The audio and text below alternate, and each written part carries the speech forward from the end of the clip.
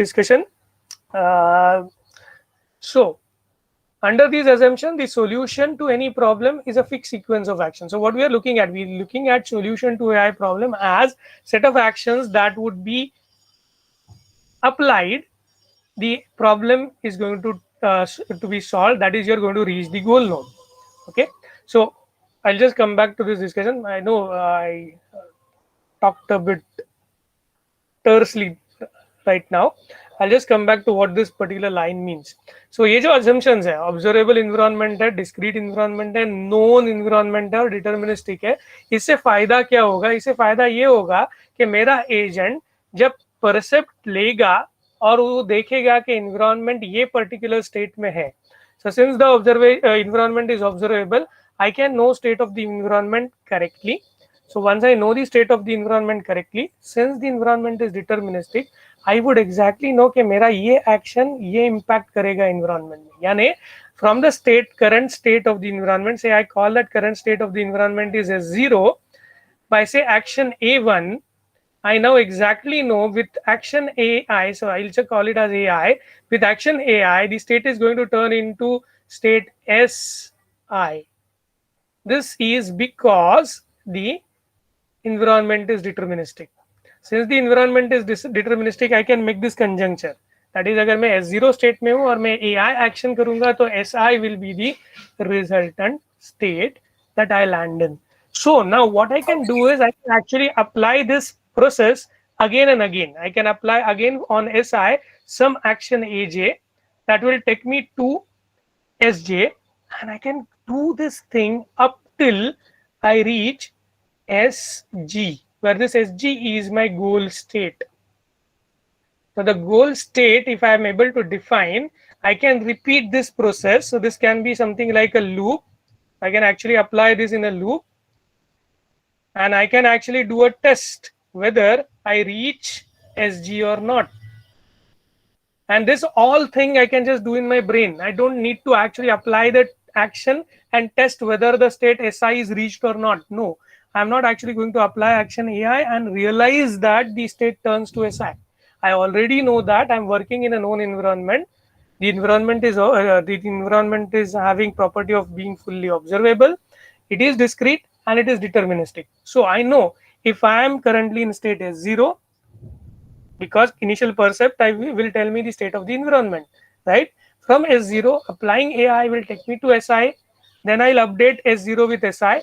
I'll apply another action, will take me to SJ, and this I continue until I reach SG, which is my goal state. Now realize that what we said earlier about problem solving agent.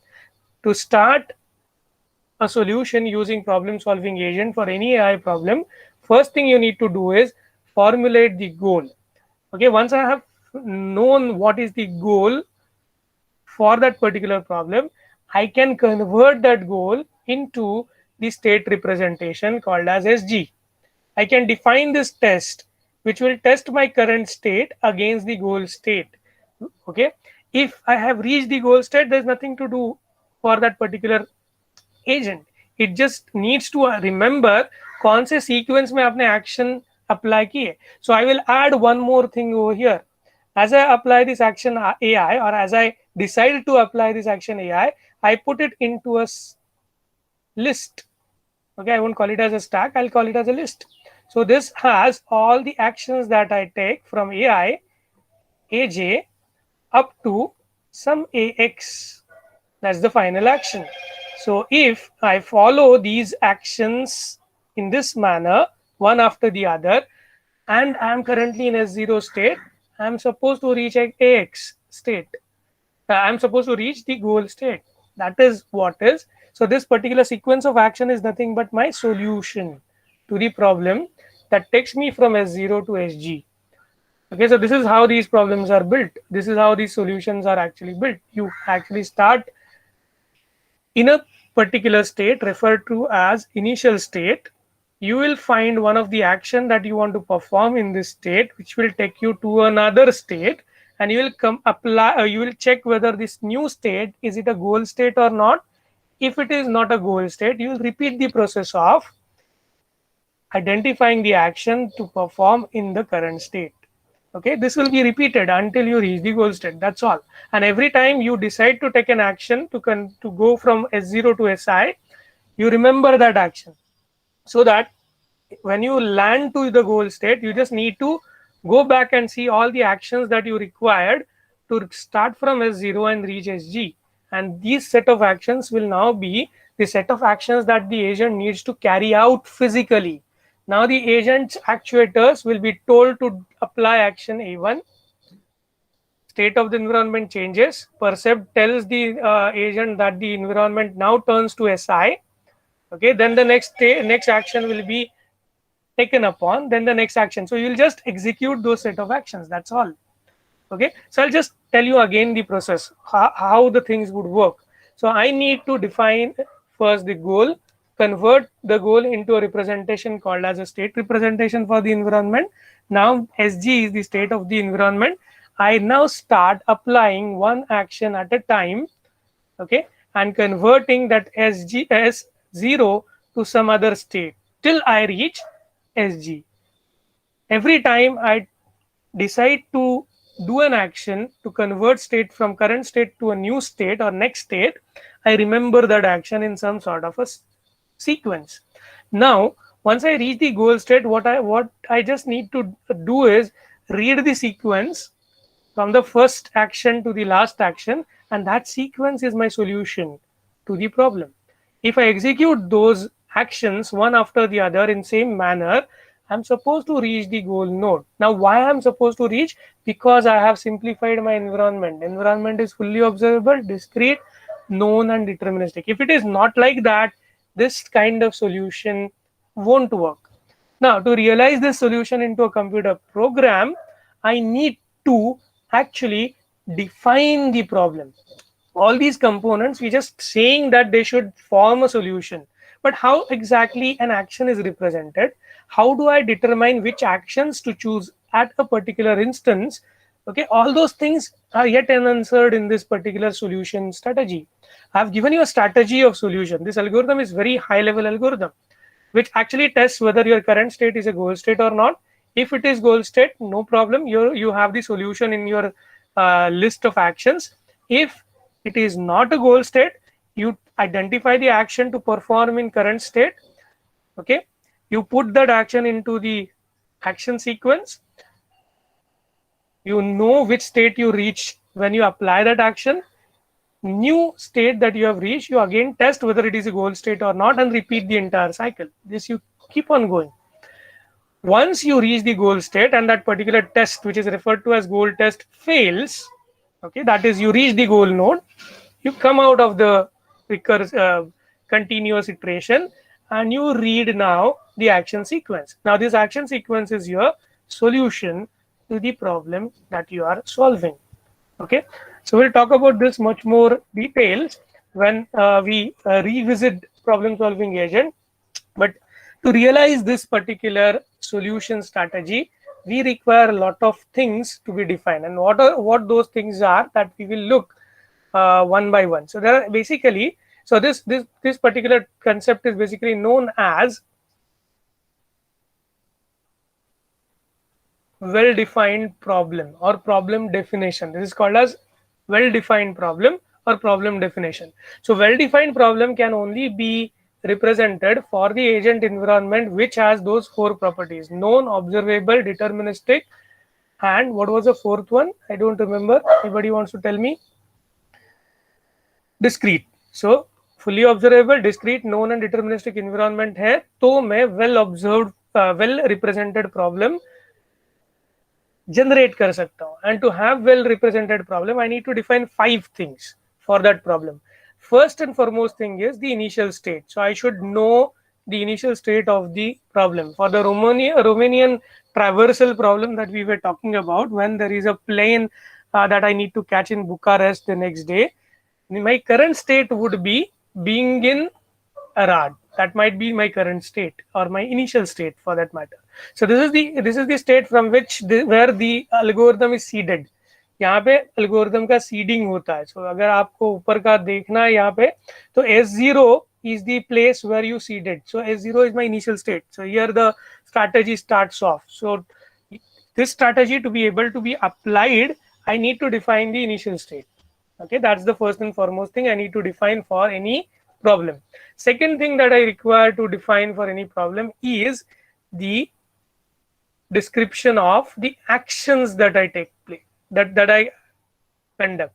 So I have to define what are the possible actions available to the agent at any point in time. What are the possible actions? So I should be able to define various kinds of actions for our problems. Problem of traversing in Romania.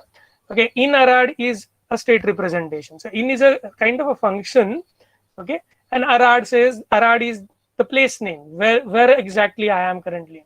Okay, so if I am in Arad, since there are three routes going out of Arad, one goes to Sigu, other goes to Timisoara, and the last one goes to Zerin. I have go S, go T, and go Z as three different available actions when I am in state Arad.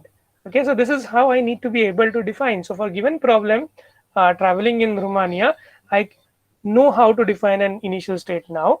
I know how to define the possible actions. So the possible actions would be understood from the map.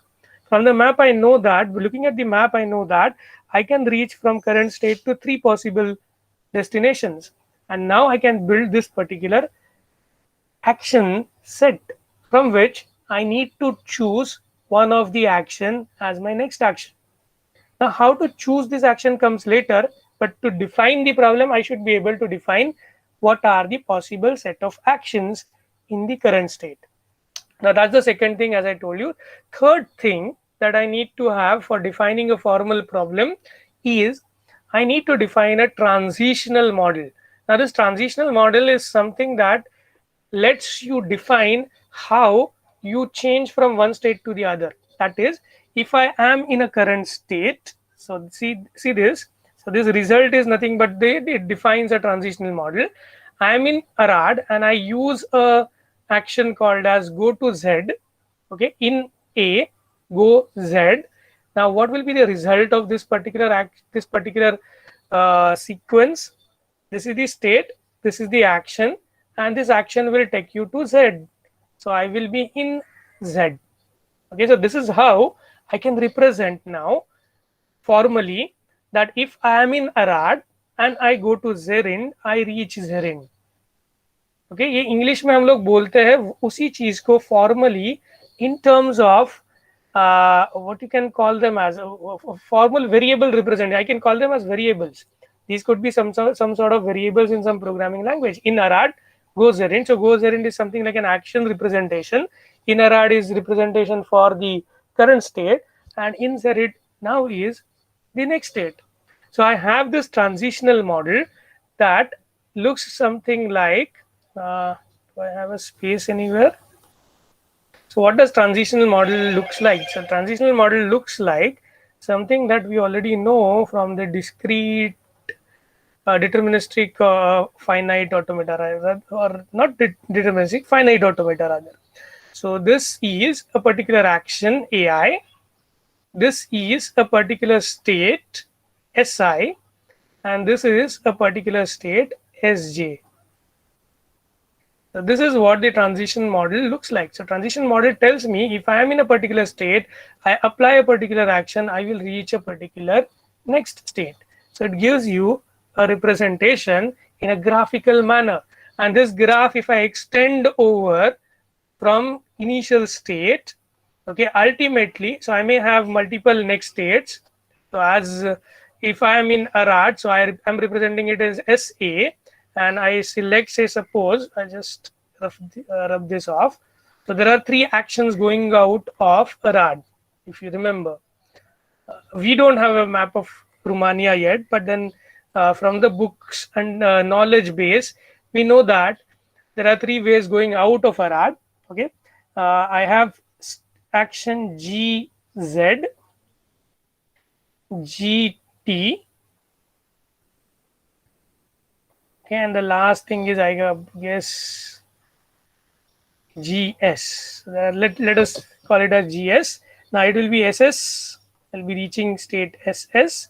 I'll be reaching state ST, and I'll be reaching state GZ. Not GZ, SZ. It should be SZ. Sorry. S means the state. So I'll be reaching state Z. So these are nodes are nothing but states. The edges are nothing but actions. And if I extend this further, in this direction or this direction or this direction, what I'm getting here? I'm getting here a directed graph. So this is nothing but a directed graph that I'm getting. This directed graph has nodes as the states and edges as the actions that we are applying being in that particular state. And if I walk over this graph, what I'm actually trying or doing, I'm actually executing an action sequence. If I'm walking over this graph, I'm executing an action sequence. So to define a formal problem, now this is exactly what we envisioned when we tried to apply that strategy that I told you. We checked whether SA is SG. If SA is not SG, we applied one of the three. So we need to select whether we choose this over this action. Okay, that is what we tried to enact in that particular algorithm that I showed you in the previous page, on the previous page rather. Okay, so let us go and understand. So this is the transition model, and this is use of transition model for realizing that algorithm. Now, so we started off with identifying the goal. From the goal, we identified the goal representation. After the goal representation, we started off identifying the initial state the world would be in, then applicable actions being in that state. Then we were able to define the transition model. Transition model ने मुझे क्या बताया कि कौन सा successor state है. That is every time I look at the transition model I will be realising what is the successor, what will be the successor state from the current state. Okay, this entire thing that we create over here, when we apply the transition model to a state and go on applying it further, जो भी graph generate होता है, that graph is referred to as a state space.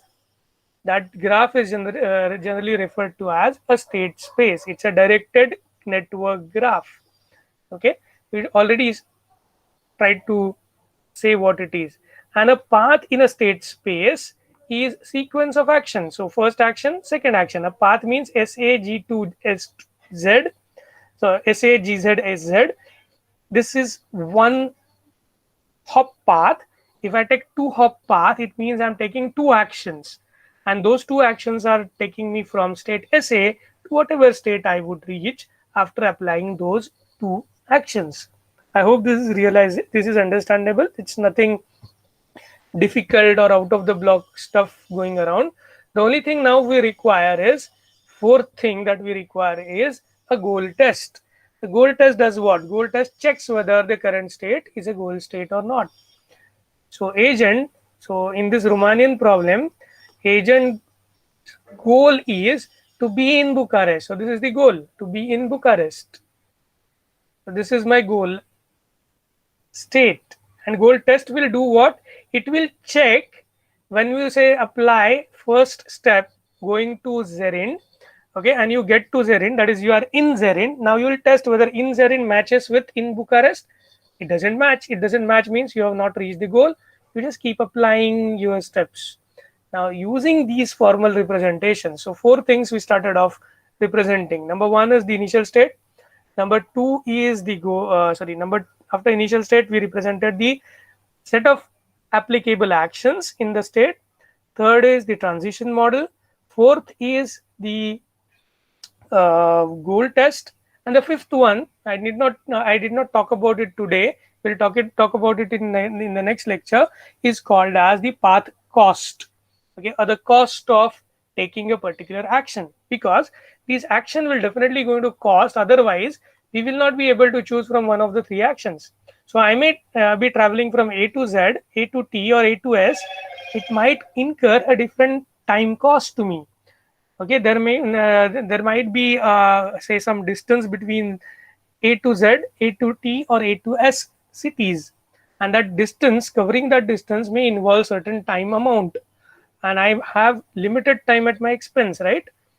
Because I need to leave Bucharest at a specific time the next day. So there has to be some information about the cost of path getting from your initial state to the goal state. We'll talk about this